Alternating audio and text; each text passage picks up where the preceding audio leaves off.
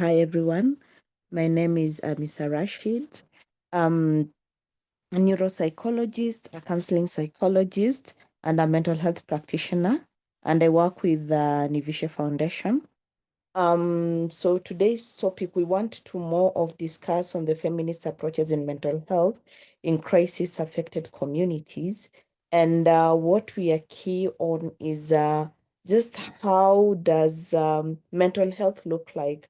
Because I know like for instance, in Sudan, which I'm going to basically share more about because that is the context that I've been working with, and at least I know the context a little bit better. So I'm just hoping that we can be able to understand like how the intersectionality of mental health and what is happening. Like at the end of the session, I'm hoping we can identify harmful norms, recognize between gender equality, trauma healing, what care looks like, and just explore strategies and how to take care of ourselves. Um, my what I'll do is it's already 15 minutes past. So what I'll do is that I'll make sure that the session is 30 minutes. Then we can have 15 minutes for question and answer. But feel free to write any question in the what is it called, in the comment section, introducing things in the comment section, and everything in the comment section. And with me is my colleague, Miriam, who will be assisting me in pushing the slides. So I know most of the time you'll hear me asking her to go to the next slide. So just so you know that we are two people managing this. So this is my ask for you as you're joining this. I just want you to close your eyes for a moment. Just close your eyes where you are. And we are trying to picture and imagine something. I want us to close our eyes for a moment and picture a community where war has destroyed the buildings, the infrastructures. And I know for some of us, it's not just a picture, it can be memory, it can be what we have experienced. And we can visibly see that these are destroyed building structures. Things are no longer working, infrastructures are not working. And now I want you to imagine the invisible aspect of what the war has caused. Because it's easy for us to imagine, what is it called? The infrastructures, the physical things that we can see, but it's very difficult to try to imagine the invisible issues, because invisible aspect of war happens when safety, trust, and belonging no longer exists because they've been destroyed. So that is the first part of imagination. Now, I want us to imagine what it feels like to rebuild. It can be just rebuilding in both sense as well. Rebuilding the homes, the roads, the infrastructures, the schools, the mosque, everything, like just rebuilding. And rebuilding also the inner world of people, whereby the invisible aspect, what do you think that rebuilding is? I know this part is usually very difficult because it's easier to rebuild, imagining rebuilding what has already happened, the things we can see, but rebuilding the things we can't see, it's really hard for us to have imagination around it. So my hope is that by the end of this session you can be able to figure out how we can rebuild our inner worlds, especially for women and girls, where women's bodies and girls' bodies and minds have become the hidden battlegrounds of the conflict. And I'm hoping that in today's session, we can reclaim wellness through feminist approaches. So I'll try as much as I can not to use a lot of jargons so that we can understand what we are talking about. So before we even go to it, I want to first, Miriam, you can just go back to the previous slide. I just want us to um, understand some terminologies. When we're talking about mental health, what does that look like for us? Mental health basically is how we take care of our well-being. And I usually all my session, I usually start from the beginning of understanding what mental health is. And that is cutting up the assumption that everybody understands what mental health is. So in a simple understanding, when you're speaking about mental health, we know that a human being has three parts: the mind, the body, and the soul. We know the body is the physical structure that we have. It can be abled or not abled. So we know the physical body. We have the soul, which is the spiritual aspect, and everybody interacts with their spirituality different, whether people assume spirituality is religion or whatnot. And then we have this critical part where it's called the mind, and that is where mental health comes in. So with mental health, two things that you just have to know, very simple. In order for me to say that you have good mental well-being, it compromises of two things: your brain and your mind. Your brain is the physical organ inside your skull, the organ inside the organ, like inside your head. That is where the brain is. And then the mind is this abstract contract whereby it compromises of our thoughts, what we think of, our behaviors, and our feelings, right? So the brain and the mind are not different things. They have to work together, because you cannot have, especially for us women. Let me give you an example. There are some times whereby, especially if you're going through our menstrual cycle, you find that the hormones that our brain, the organ itself, now the brain, the organ releases, makes us act in certain ways. So we find that during, let's say, the luteal phase of our menstruation cycle, we are very moody, we are very sad, we get emotional very easily. And that is the hormones which are released. So the brain and the mind work together. Just to give you an example, how the brain and the mind work together, and especially how also the mind work together. How many times have you sat somewhere and you've made yourself angry for no reason? Like you sat somewhere and then you remembered somebody. The remembering is the thought, right? You remembered somebody doing something to you. So it's a thought, and then it evokes a feeling which will be angry, and then there's the action. So you may tend towards leaning to do something, which is also connected to the brain, the organ that will pass information, right? Or other times we've made ourselves happy. So you've just sat, you've remembered something, thoughts again, and then feelings, you feel happy, and then it evokes a feeling. So this is just an example for you to understand how delicate and credible we are, the human body is, because the mind, which is abstract, sorry, the mind which is abstract, you cannot see your thoughts, feelings, and you cannot see your feelings, but you can feel it, right? Connects to this organ in our body, which actually dictates the work. So now I hope that we've understood what is it called, what mental health is. Please be commenting in the chat if you want to comment or anything of the sort, so that I don't feel alone. I don't want it to feel like a lecture. So that is the first approach, the first definition. I wanted us to understand what mental health is. I'm going to also unpack what feminist approach looks like in this context as we go by. So on my slide, there's this quote that I really like that says, there's no, from Audre Lorde, there is no such thing as single issue struggle, because we do not live single issue lives.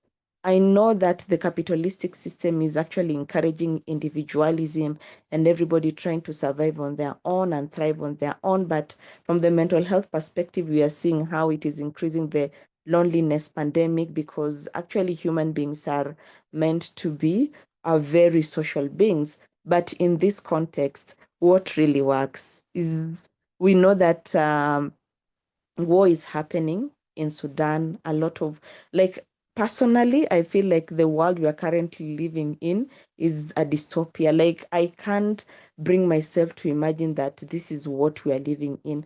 The impunity, the atrocity, like everything is crazy. And one thing that gives me hope is actually hope itself and joy. And knowing that we cannot be able to do what? We cannot be able to live alone. Like whatever is happening in Sudan has directly effect on me, because what are the odds that it won't happen to me, right? So that's one thing, and that is why we have to create care and support. So Miriam, let's move to the next slide.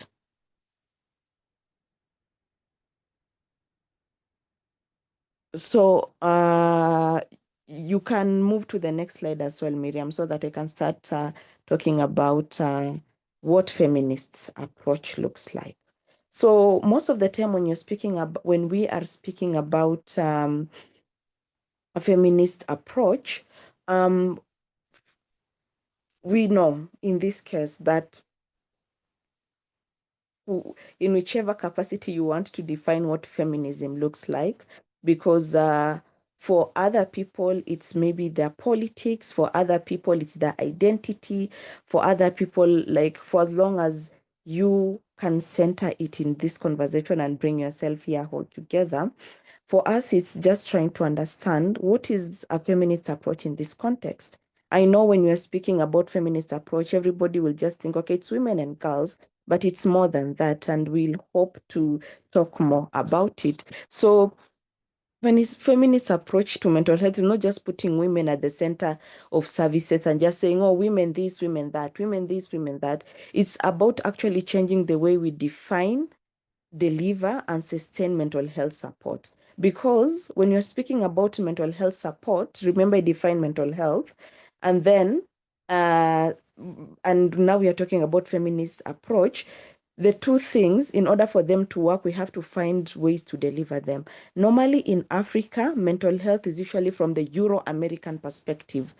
You find that all the, what is it called? All the languages we're using to define mental health work is actually English, and it's actually Euro-American. If you go back, each and everyone, think about your local languages.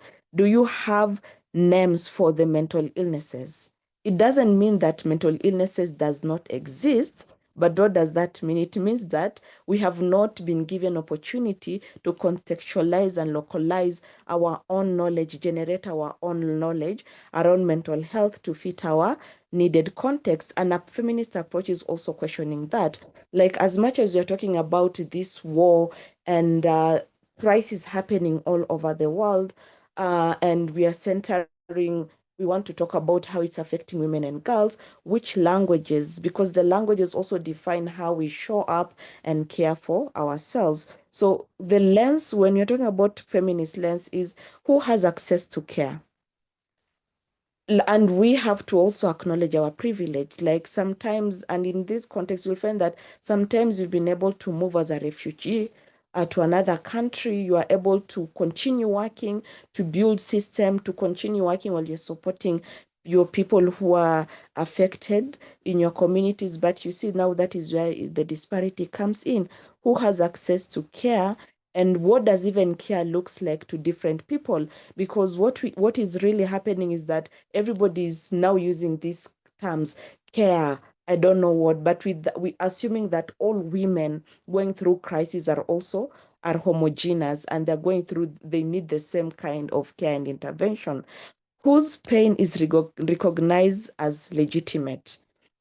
And I've had this conversation a lot, and sometimes they try to pit one injustice against other injustice, but all injustice are injustice. And sometimes it's also a matter of whose pain is recognized. People may go through pain, but we tend to forget or to recognize other people going through pain because maybe they are from a certain community, maybe they are from a certain race, maybe they're from a certain geographic issue or ethnic. So that means that that's also a question that we have to ask ourselves when you're talking about feminist approach and mental health and care. Another aspect is what structural barriers prevent women from healing.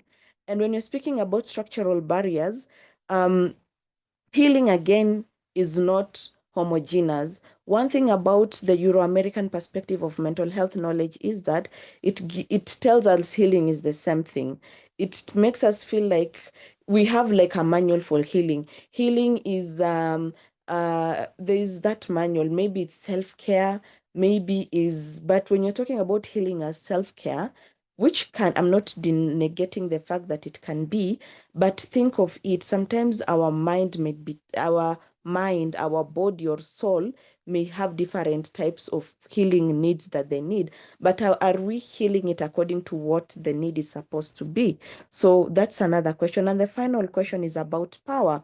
How does power, both personal and systemic, affect mental health outcomes? And yes, we have to the intentionality to replace the voice and reality of women, girls, marginalized communities, and genders at the center. We have to confront harmful norms and break systemic barriers, but also how do we make sure that it is done with agency, dignity, and safety? And dignity lacks the most because a lot of humanitarian work and support usually comes from the place of I need this the most. So, like, we are doing you a favor by supporting you. So, you have to accept whatever crap or help we are giving you, and you have to stick it to there. So, and when you're speaking about also at the feminist lens, we have to look beyond the immediate violence of war and see the invisible violence. Miriam, you can go to the next slide. The invisible violence. And the invisible violence includes unpaid care burden. Like still in war or in crisis, women continue doing the work of unpaid care burden. And unpaid care burden can include you're not paid to take care of your children. You're not paid to take care of your family. You're not paid for being nurturing and all those kind of things. So you're not paid to do your housework, which if another person did it, they will be paid. You're not paid for cooking. But remember, a chef somewhere is paid for cooking. Another aspect of invisible violence is silence of survivors. And a lot of people have gone through war, but when you shift from one crisis affected community to go and survive in another place, we expect people who have survived this thing to keep quiet and just be grateful and say, I've gone through this and this and this. Other people are going through worse conditions. So let me silence my pain. Let me silence all that I've gone through and just be grateful. Two things can exist. You can be grateful, but also acknowledge what you went through, which you did not supposed to go through. And then the final aspect of invisible violence. And this invisible violence are the violence we don't see day to day. It's the violence that can only come out when somebody speak. Even sometimes you don't realize that we are going through violence. Our body, our mind is going through violence. And yeah, so that is another aspect. So just touching on how the principle of feminist less, especially in Sudanese crisis context. First of all, we've mentioned about centering lived experiences as expertise. And this is connected to what we have on the screen.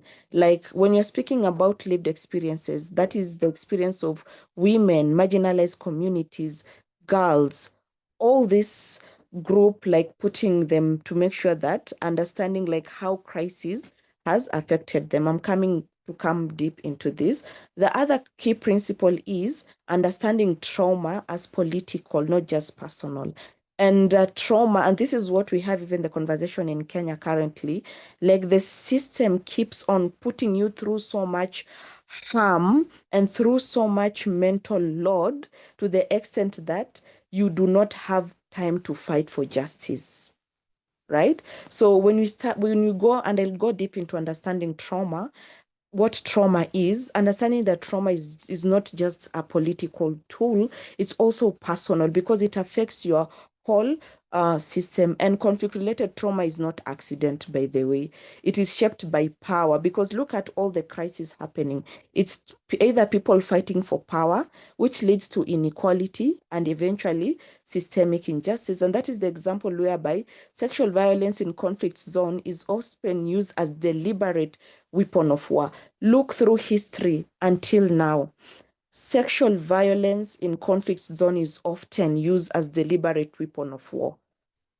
Each and like from Darfur to human rights activists in Kenya and Uganda um, who are sexually violated in Tanzania, to Palestine, what is happening in Palestine, to like sexual violence, and because sexual violence is such violation that it affects, when you talk about extreme violation, it's violation that affects your whole being, your mind, your body, your soul, your psychology. Like it really violates you holistically. So when you're speaking about that, how can we, and the wounds that it leaves is hard to heal, because healing that wound comes with justice, safety, and accountability. I cannot expect somebody who has been violated in whichever capacity, and more so sexual violence related, to just heal, to just come to therapy. And this is me speaking as a mental health practitioner, and to heal, that will be like doing them injustice, because there's some healing that cannot happen without safety and accountability. And in the cases of war, it's really hard to, when people have been violated, to know that justice is going to happen to these people. So you can imagine the emotional toil happening in a person's mind. And so that is one aspect when it comes to the key principles, the key tenets of feminist lens in the context of Sudan. The other aspect is economic empowerment to psychologically recovery. So a lot of trauma actually for women, especially in crisis-related area, is that women's trauma is compounded by economic dependence, which limits women's ability to leave abusive situation or relocate from unsafe areas. And how does this look like? This looks like you are dependent to your family, or they're the ones providing for you. So that means they dictate their movement, they dictate whereby whether you'll relocate or stay whichever place you are. And now that is where you see the correlation between empowerment, like economic, just having economic and financial muscles to psychologically recovery. And again, how is this hard? Because in the time of crisis, even having the financial milestone itself is a little bit hard, unless you are privileged, right? And here we are not saying like being privileged is wrong. Being privileged actually gives you the power to decide how you're going to use your privilege to make sure that you are fighting for those who do not have the privilege that you have. The other aspect is intersectionality, also as a guiding principles and a key tenet to the feminist lens we are doing here. Not all women are affected equally. And intersectionality, for me, I think my main concern, because I work with persons with disability a lot, my main concern has been, when it comes to crisis, how able-bodied people are able to move and from one country to another. I'm imagining a person with disability, whichever disability, whether it's visible again or invisible disability, trying to manage uh, moving, or trying to manage surviving in a crisis situation. So actually identifying that intersectionality is key. Not all women are the same. We have to take account into displacement, how displacement has affected people, how ethnicity plays role, how disability, how age, how gender, how sex, how everything is intersected, and how we cannot just assume that women are one batch. So everybody, when you're talking about women have affected in crisis, we should just know that we women are not the same. And then the one that I mentioned earlier on as a key tenant is community care, community care, community care. And this is what we are trying to do here, making sure that we are building a community whereby when you feel you are not able to heal on your own, you have other people who are able to do what? To support you. You have a community who are able to carry you along. Miriam, to the next slide. The next one, this one I've touched about. Okay, so I want to talk about trauma. This trauma is actually related to the previous slide, but um, when you're speaking about trauma, so you remember I started with the definition of mental health. When you're speaking about mental health, I started with a human body has the mind, the Hi, body, Misa. and the soul. Hi, Hi, Misa. hi, can you Sorry hear for me? interrupting. Yes, sorry for interrupting. I think someone has raised their hand. Maybe they have a question. Mahasin. Yes, Mahasin. Sorry. Oh, hi, Amisa. Thank you for joining us and giving us this session. My point is about community care and how we can have support from communities and people that we are in communities with. Mhm. Um, like from a personal experience, that's extremely difficult to happen because, like, at least within the Sudanese context, because of the polarization that we're living through. So there is always this it's either I am more victimized than you are, even if Mhm. we are in community, or you will not um we our pain is not equal, you cannot understand it, or if we're in community, I am allowed to like abuse you to some extent because I come from this background, or I deal with this issue on the daily and you don't. So how do we Mm. navigate that within like the work that we do not only in this task force but in like the public sphere in general in Sudan? Okay. I think that's a good question. And there's a blog that I'm currently writing for this platform that I write for. And the key critical question that I'm questioning in the blog is, how does community, how do we differentiate between community and clickism?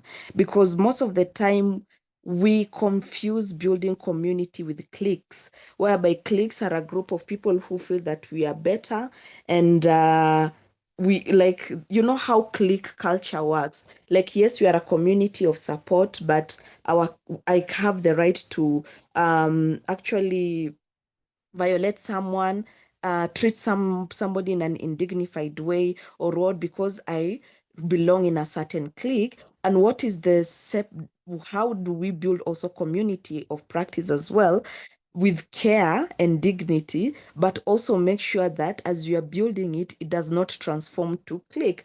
And the difference is power.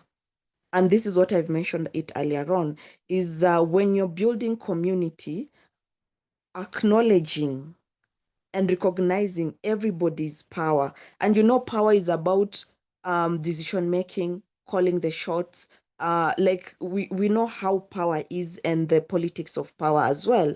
So when you're speaking about power, when you're building community, is unhealthy community.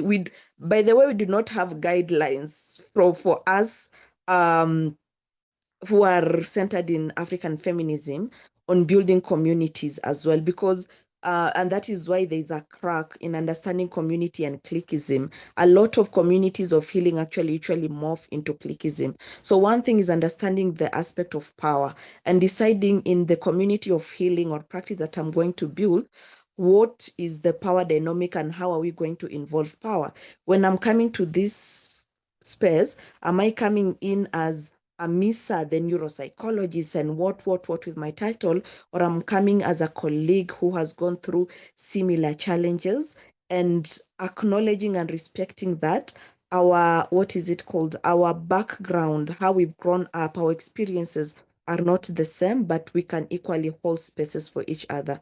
So I love your question, Mahasin, but unfortunately, I don't have a specific answer to say these are the rules you can do to make sure that community is actually healthy and sustainable in the long term.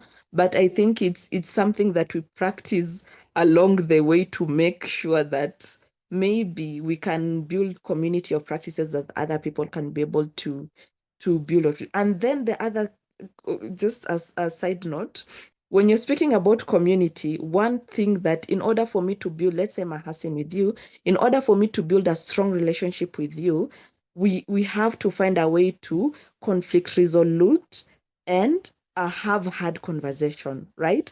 This is usually missing because a lot of people do not have the capacity to handle personal conflict resolution, like me and my colleague have, or me and somebody in my community have of practice have a disagreement, we take it personally instead of objectively, which creates cracks as well. So where is that aspect of we will hold each other accountable with love, care, and grace, but in knowing that there is no shortcut to building stronger and healthy communities. So thank you so much for the question.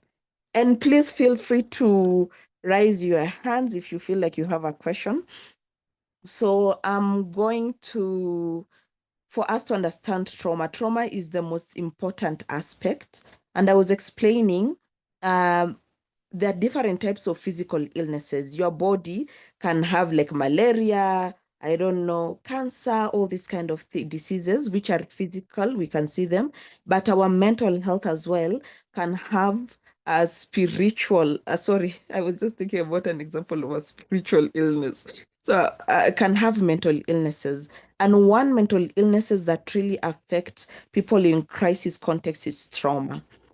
The disadvantage of this is trauma has become a buzzword whereby everybody is just talking about trauma, trauma, trauma. I went through trauma, I went through trauma.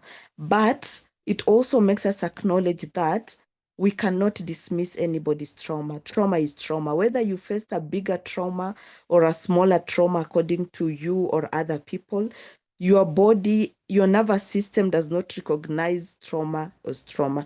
Let me give you an example how your nervous system works when it comes to trauma. Maybe your nervous system does not work well when you are shouted as, right? So when you hear somebody shouting, whether this person is not even shouting at you, they're not even shouting at you, or you've just hear a voice of an angry shouting person, your nervous system will automatically know that this is a bad thing, and it will try to go into survival mode. And survival mode is either it will fight back, freeze, fight, flight, freeze, or fawn, right? And another example, maybe you cannot, your nervous system knows that if you are hit or you are beaten, it's harmful to you, and your nervous system cannot stand that. If you're with a small child and this small child hit you with something, your nervous system does not have the memory to say, this is a child. Your nervous system just know that being hit is harmful to me and I need to protect myself. So you may find yourself uh, shouting at the child, trying to one of the survival system, and that is how like the trauma keeps what is it called, stored in our nervous system. So maybe there's something even in your childhood or something that makes you so angry or agitated, so you have to fight to figure out like what is it. And that is the example that I given was to us to make us understand what trauma is. There's something like direct violence. Maybe you've had the sound of a bomb. For me, it's the sound of a tear gas because I've not in a lot of tear gas situation to the extent that I can be able to identify this is a tear gas from the canister, this is a rubber bullet shoot, this is a real life, like this is a live shot because of that thing. So when I hear it, my nervous system feels so triggered, and I just have to find a survival model. Somebody asked how we will deal with that. I'll come to it. There's sexual assault, there's armed attack. We have another example of trauma, which is shaped by chronic stress from displacement, hunger, and lack and safety. I give an example of chronic stress from hunger.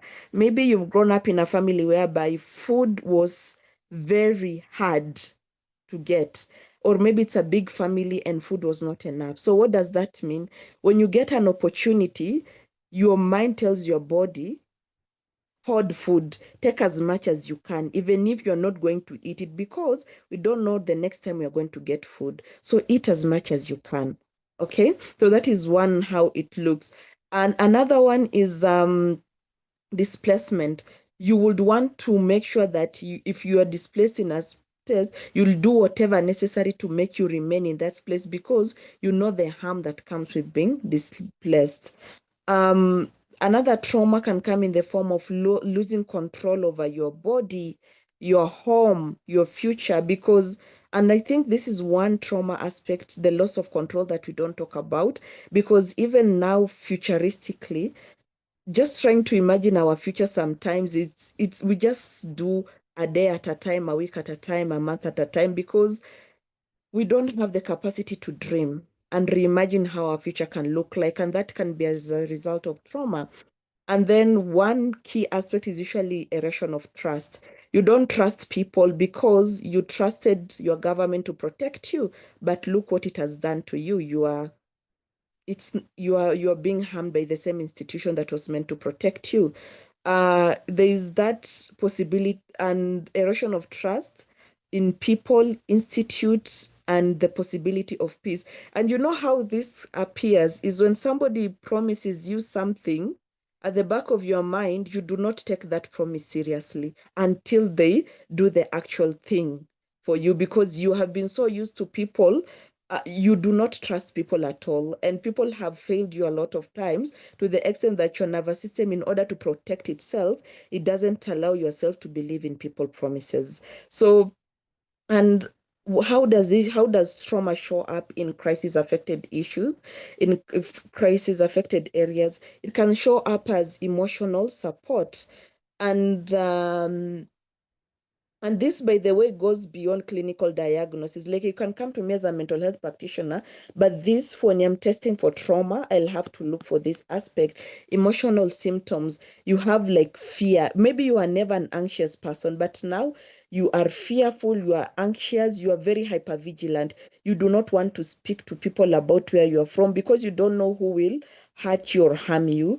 There's that aspect of feeling helplessness, of shame, because of guilt, of grief, because trauma, war, crisis actually indignifies us. So there's that shame and guilt that comes with it. There's physical symptoms. Maybe you've had somebody, in psychology, we call it psychosomatic pain, whereby you can go, that's why I'm saying it's beyond clinical diagnosis, whereby you have pains, and if you go to the doctor and do all types of tests, they'll tell you your headache won't go, your stomach pain won't, like, you're feeling the pain, but they can't tell you that this is the cause of the illness.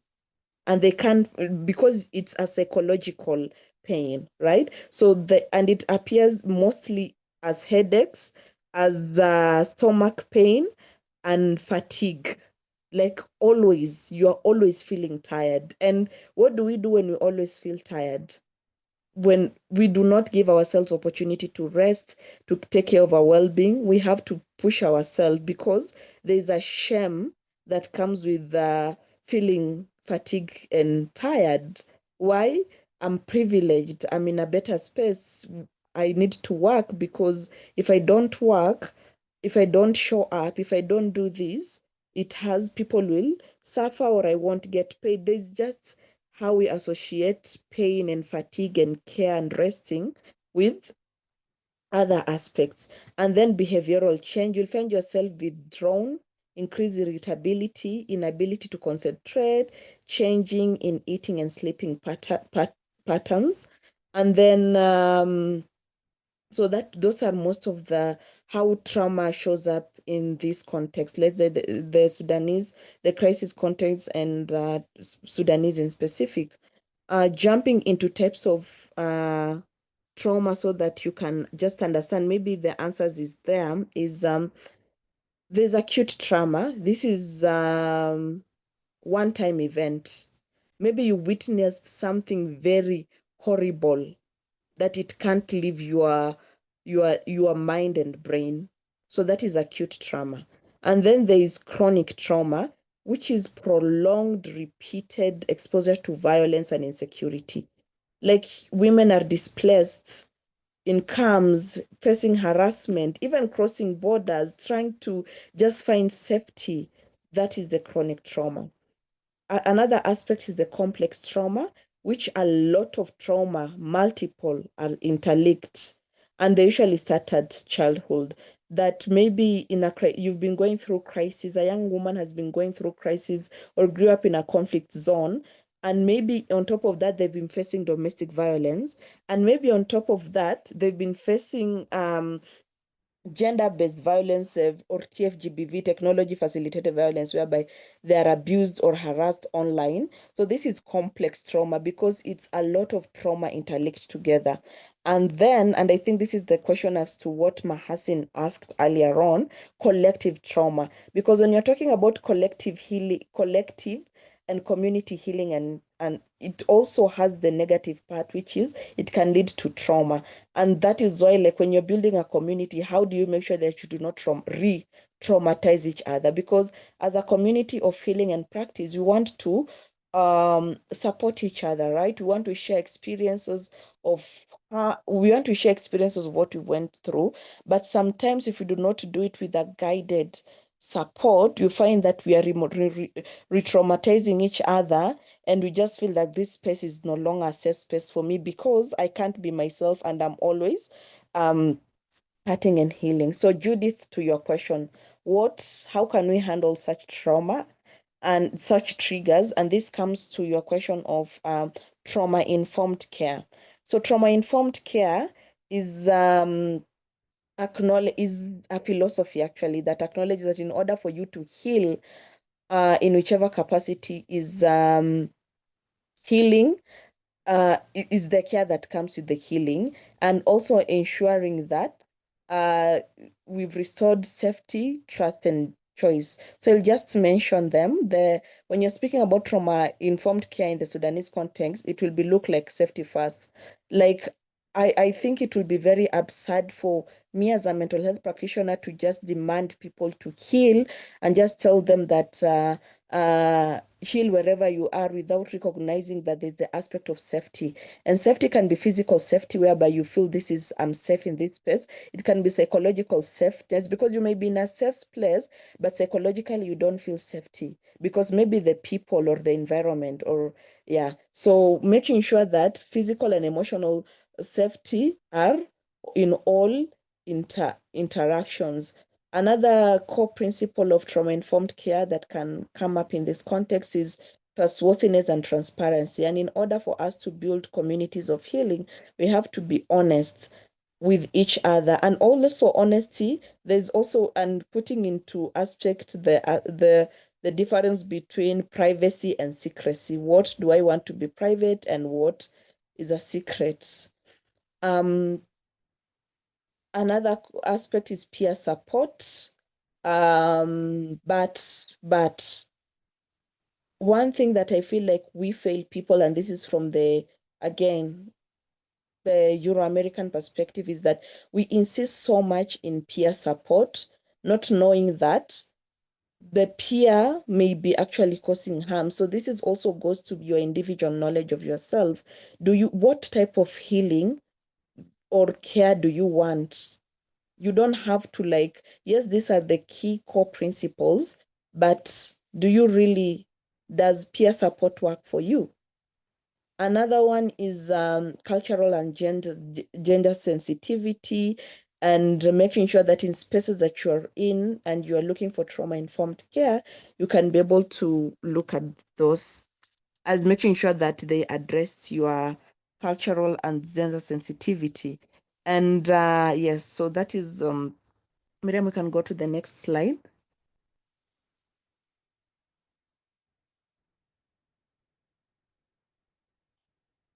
Yes, Saba, that is true. That even if we go through healing, to be in healing communities, we have to consider that we went through different situation, different, very true, because this is an example of what I usually do when I'm having like a community of healing. I just don't burden people together. There's no way I'll just come and say, oh, this group has gone through crisis or have been affected by displacement or they've gone through gender-based violence. I just don't put you together. I have to make sure that I do a test to make sure that your issues will not, that the group will actually work for you, because the aspect of group is healing. So if the group won't be healing for you, there's no need for you to be there. We can look for other choices of healing. And that is why I usually say community healings supports with what goes concurrently with personal healing. And sometimes, unfortunately, we burden our community of healing instead of also doing the practical care. So it's actually a thin line. How do we make sure that we show up for our community, but we also make sure that we do not harm the community that we're in it? So impact of feminist approaches, we have making sure we have women voices in rebuilding, reducing stigma around mental health, empowering survivors. I usually have the issue with the term empower, but we do not have like, we are still trying to find out which is an equal word that can actually bring out the meaning, because empower comes from the word power, which means that you do not have the power. So we are empowering you by giving you the power. I believe that survivors already have power. It's just finding a way to strengthen them and support them. And then how do you also build resilient communities? Next slide, Miriam. So as I'm finalizing, and then we'll be open to questions, discussions, reflections, just telling me that what you got from this. When you're thinking, before I go to Nivisha Foundation work, when you're thinking about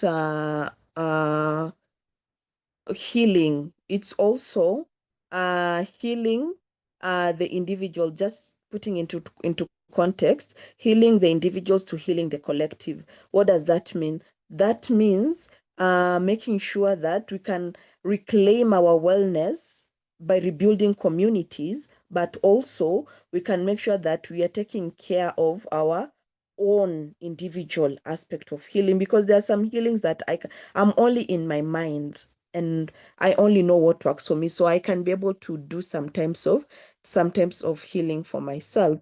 And then also, please do not feel the need to conform to healing in certain ways that we think are right. We all have like knowledge, indigenous knowledge, community knowledge on what healings look like. So how do we link the two instead of just trusting one aspect or not trusting the other aspect? So that is the concept of localization. Like, we have to localize things that we are talking about so that they can fit our cultures that we are coming from. So at Nivisha Foundation, I feel like I have around 20% ability and privilege to talk about the crisis happening in Sudan, because at Nivisha Foundation, we have been working with the Sudanese youth. We did our first fellowship whereby it was more of trauma healing and just a fellowship, just talking about mental health. The gap was a lot of humanitarian support were offering humanitarian support. And when it comes to mental health, they were just pushing the narrative of psychological care and therapy, and mental health care in trauma, in crisis affected areas is very, very different and diverse from everyone. So that aspect of just saying that we are offering mental health and psychosocial support didn't work well for us, and we worked with our advisory board to make sure that we've curated a fellowship, which is actually done in the right way, and putting Sudanese voices and context in place. So that is why I feel like I can speak a little bit about the Sudanese war conflict, the Sudanese crisis, but knowing that I also do not have the lived experiences and the realities of what is happening there, and always being open to learn what is being done. So, uh, Miriam, if you can, yeah. So that is one aspect. So what is our call to action? And call to action is what uh, Rafia maybe is asking, how can we reduce stigma? Reducing stigma can happen in different ways. Reducing stigma can starting to acknowledge that mental health does not mean it's for crazy people. Like, I've talked about these things, and I know we have seen ourselves in some of these things, right? We have seen ourselves in some of the examples that we've given. So that means that for as long as you're a human being, the same way you can get any physical illnesses is the same way you can get mental illnesses. It's just that the stigma around mental health is just people assume that with mental health, you are crazy or mad, not knowing that that part whereby we use crazy or mad is just one aspect of mental illness, mental health illness, and you have thousands of words on it. So how can we what's our call to actions? Integrate mental health to all humanitarian interventions. And for me, it's not just mental health, culturally sensitive mental health interventions, because this idea of just thinking that everybody in war affected area needs therapy. Yes, we need therapy, but can we not assume that everybody is homogeneous group and that they just need therapy? And that can we actually do the intentional work of digging to find what care, resilience, support looks like? Uh, Call to action. Another one is, how do we fund women-led crisis responses in war and climate-related context? Like, instead of people just saying we are supporting, can they fund women and the work that they're doing? How can we listen to survivors, design with and not for? And this is the thing. A lot of people want to write researches, want to do a lot of things, and just like they take survivors as people who should be tested on. And then I write my research and then I go, without considering them as people that we can actually work with. They're not just subjects to my research, but they're people that we can work together in this. And then building strategic partnership for justice, healing, and long-term change. I think we are done. Are we done, Miriam? Do we have another slide? Yes, we are done. Yes, finally. Time, right Thank on you. time. Yes, we are right on time. So, what we can do is, first of all, thank you for showing up, for listening till the end of the session, for just bringing your whole selves and asking and just being present as we're talking about this. Second of all, just appreciating Nalafem and the is it the advisory, the Sudanese advisory, you'll correct me, Mahasin, in that, for Task trying force. to organize the task force. Yes, I was looking for the word. I love the word advisory. So the task force, yes, for making sure that this has happened and looking forward to more engagements. So I'll just leave the floor open for any question and answer, and I'll give it back to who? I'll give it back to Mahasin or Rim or anyone from the NALFM team. Yeah, I think Reem can take it up from here. Thank you so much, Amita. It's a pleasure having Thank you you. so much. I have to say sorry again, and I'm very sad that I missed most of it because I'm in Sudan right now, and we actually had heavy rains. It just rained for like half an hour, but it was quite intense. So of course the internet dropped right away. So I had to wait for it to come back. But thank you. We have been looking forward to this for a long time, and I'm so happy about the engagement, and it's also recorded. We will share it with our task force members. I really just want to give a chance to people to ask. I know that there are some comments in the chat. I can read them to you, and then of course we can give people a chance to speak. If they want, you can raise your hand or you can write in the text box. So Sabah, had a comment. She said, even if we decide to be a healing community, we have to consider that we went through different situations, different trauma types, even if we processed our mental health disorders in a different ways according to who we are and where we are.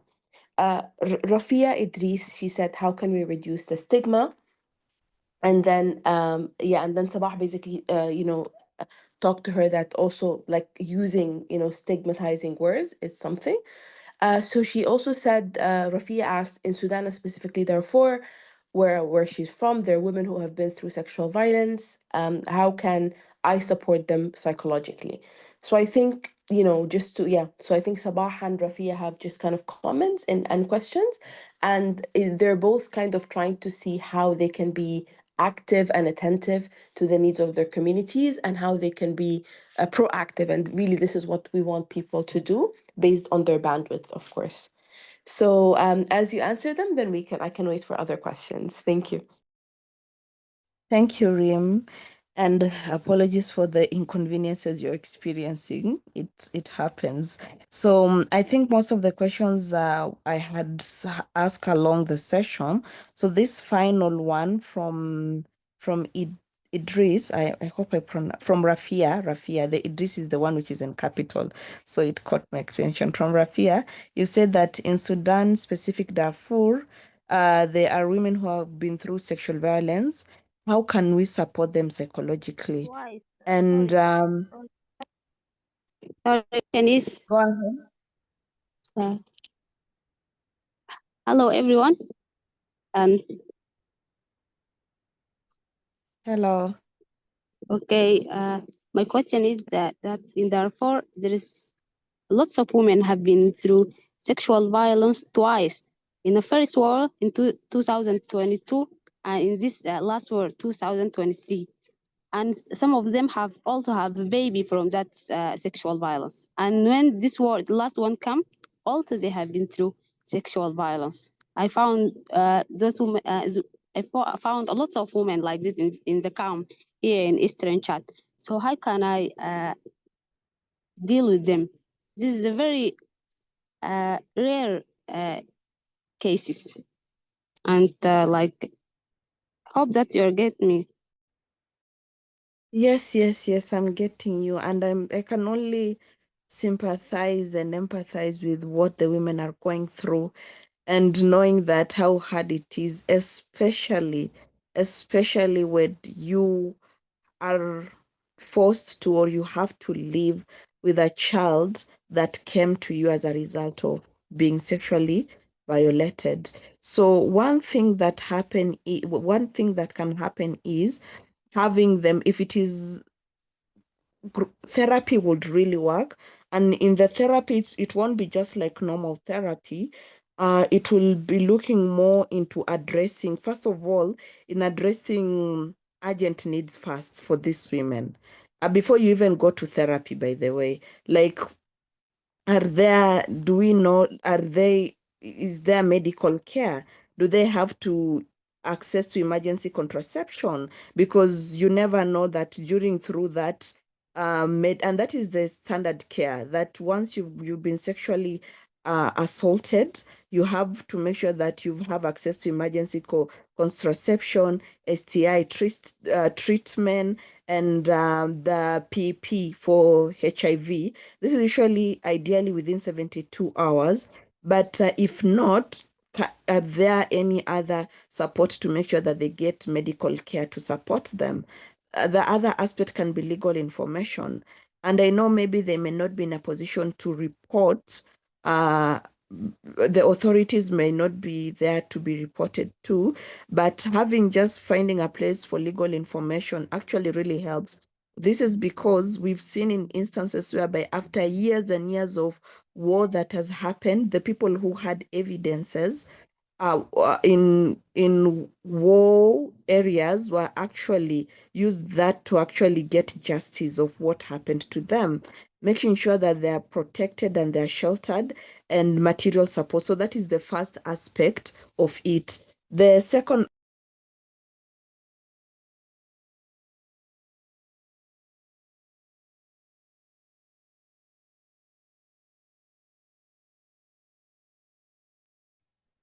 sorry for that. So addressing their urgent needs first, and then now we can talk about their psychological being and safety. So safety is making sure they're safe, that after we've done the addressing their needs first, safetyness, like you're in a place whereby you are safe for now, and then making sure they're no longer in danger. And then the first thing is usually believing, because a lot of survivors, a lot of people who have been sexually assaulted, people don't believe them. Like, you think of any sexually assaulted incidents, first of all, we blame women. What were we doing? Why didn't you scream? Why didn't you fight them? What happened? So, just simple affirmation: I believe in you, and what happened is not your fault. That is restoring their dignity, because you know that one has indignified them. And in them, for them to feel the psychological safetyness is just affirming and making sure that they know that you believe them, and you don't even have to pressure them to share the details. You just allow them to share at their own pace, because when you're pushing for disclosure very soon, it actually re-traumatizes them. So, but that aspect of I believe you, because even a lot of us usually want to be believed when something crazy has happened and you're like, no, it didn't happen to me. So you want somebody to reaffirm and believe you.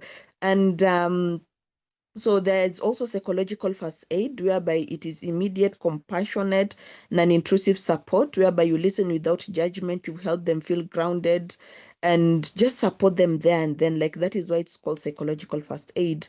And then you normalize their reaction.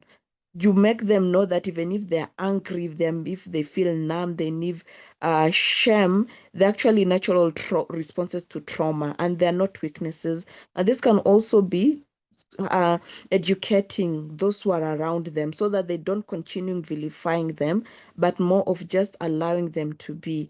And then there is also giving them the choice, because when you're sexually violated, your choice was also, your autonomy was violated. So you do not have choice. You didn't have choice and control. And in order for you to regain your choice and control, you help them decide how much to share, what help they want. You don't define the help they, and that is the problem. We always assume that we know the help people want, and also who is involved in their care.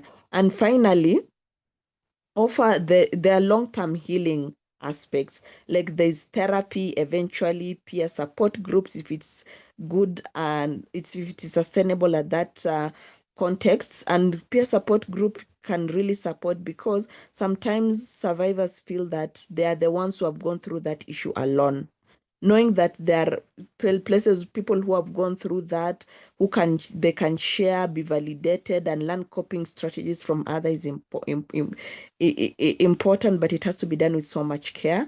And then creative therapies. And yeah, so those are the long term. Creative therapies comes very long term. Like, how do you bring your mind to reimagine, to rebuild, to just recreate how your future looks like? So that is one thing that can really happen. And then there's religious shame and cultural shame and guilt.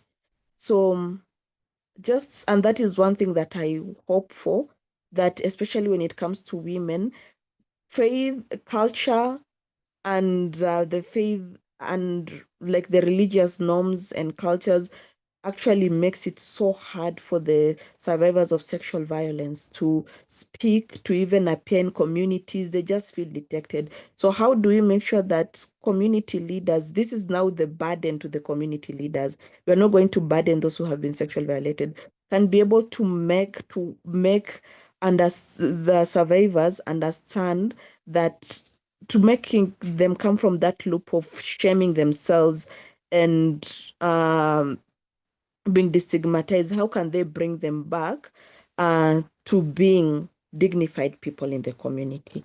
I've hoped I've answered your question, Rafia.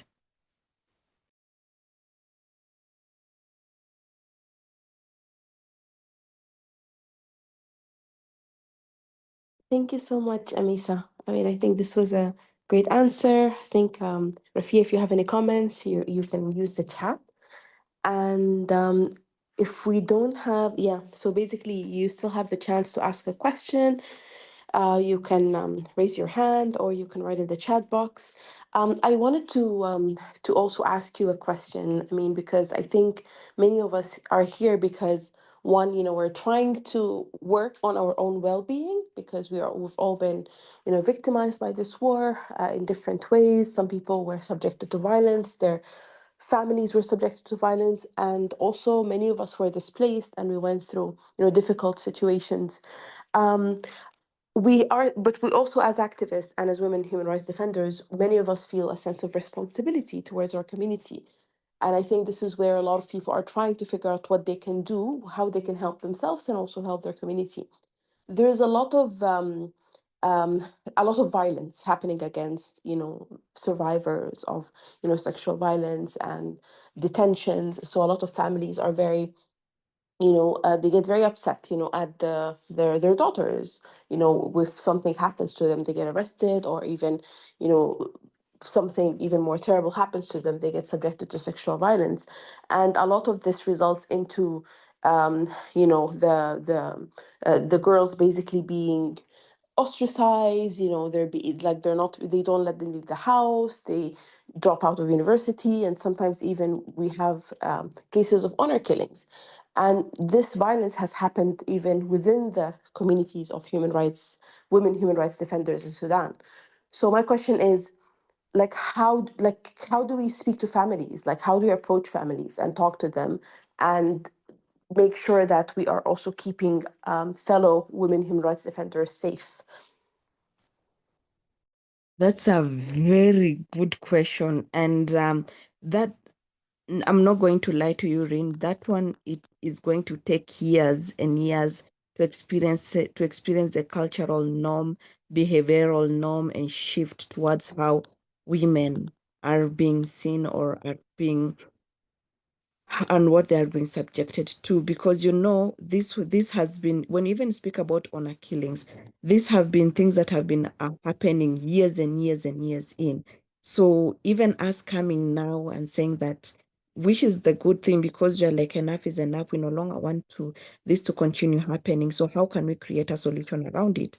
So one of the things that I usually say, the first thing is unshackling ourselves. There is familial, you know, like that aspect whereby our families actually can make or break us, in the literal sense whereby, depending on your relationship you have with your family can actually just decide that, can command you to stop going to school or to do something, and you'll do it because of, sometimes there's the physical repercussion, but there's also the trauma, sorry, the psychological repercussion and emotional repercussion. And that is so bad because it's in our head, it's in our mind. We cannot detach ourselves from it. So the first thing is, how do we detach, or how do we build a healthy relationship with our families, to the extent that even if I'm supposed to go and have such a hard topic or discussion with them, even if the consequences, because there's going to be consequences. Remember, you're doing something and you're speaking about some things which have been taboo for quite a while. So even if they tell you what, are you ready to take the repercussion? Are you mentally strong to live with what they'll say? Because unfortunately, our family have so much power over us when it comes to even our thoughts, because they have shaped our belief system, our thoughts, our cultures, how we feel around people, our behaviors, and everything. So once you have learned and relearned new behaviors that can allow you to come and hold people accountable and have how discussion, then it can be very easy for you. But you also know that and you see that's the dynamic. Once you are able to have had that discussion, you, unfortunately, families listen to important people in the families. So one other aspect, if you're not the important person in the family, or they don't listen to you, how can you create an ally with somebody who they listen to? Maybe if they listen to a religious person in the family, if you are able to convince that religious person, that is the hardest task. But if they're able to convince the gatekeeper to the family, they will open the doors for you. They'll make the discussion very easy for you. So you do the 10% work of convincing one person who people listen to the most, and then it can be easier to convince these other people. But it still goes back to you. In case there are consequences, repercussion, are you ready to face it? Because sometimes the consequences are so much that you give in and you're like, I can't do this for the sake of my family. And also seeing your family as people, not as putting them on pedestal. But it's a long journey, and I think sometimes even us in the movement, when you're thinking of liberating women, we just find that it requires a lot of work and a lot of energy. And that is why we need the systems to keep encouraging us. Like once you go, you have like the tough conversation, you talk, and the whole community starts making life difficult for you because you are doing the hard work of talking. At least you have a support system that can be able to uphold you and work with you. I'm not sure if I've answered your question, Rim, but that is what I had in mind. Absolutely. And I really like the part about finding allies because it is very important to find allies. And we always have to also, continue kind of in our head thinking about who is going to help and who are the allies, and have, difficult conversations with family members to also decide, how we could bring them in if there's something that's happening and it requires this kind of voice that is like this authoritative voice that is listened to. Great. Okay. I don't see more comments or like hands raised, Amisa. So I want to also like respect your time and give you a chance to wrap up, give some final comments and remarks, and also maybe direct people towards resources that they could, benefit from. Thanks, Rim. Just for the resources, you can be able to get them from, I think, Rim, you at Nalafem, you have the resources, right? You have some resources, if I'm not wrong. Yes, absolutely. So in the recap, I can share what I have. If you have any other resources, you can also email them to me and I'll send them to all the registered participants. Okay, and we'll also share the slides after the sessions, and with all the work that we do at Nivishe, the links to our website and our social, so that at least you can be catching up with any information you are generating or new knowledge around healing, resilience, and feminism approach from our context. So, but apart from that, just thanking everyone for sticking to the session, asking questions, participating. I just hope that we've learned something, because my aim for the session is not usually just to talk, but to make sure that even if you've just understood one concept, that's important for me. At least you are passing around knowledge. So I hope that the session has been really informative. And yeah, I'm happy to have done the session. So thank you, Rim, for the invite and the task force and Nalapem as well. Thank you. Thank you so much. Thank you for this. And thank you for your constant solidarity also with like, Sudanese feminists and human rights defenders, women human rights defenders. Thank you. I know your foundation did amazing work. And thank you so much for your patience and for coming here today and for sharing and being very generous with information and preparing this great slide. So thank you. Thank you so much. And thank you everyone for attending. And the recording will be available soon. Thank you. Bye, everyone.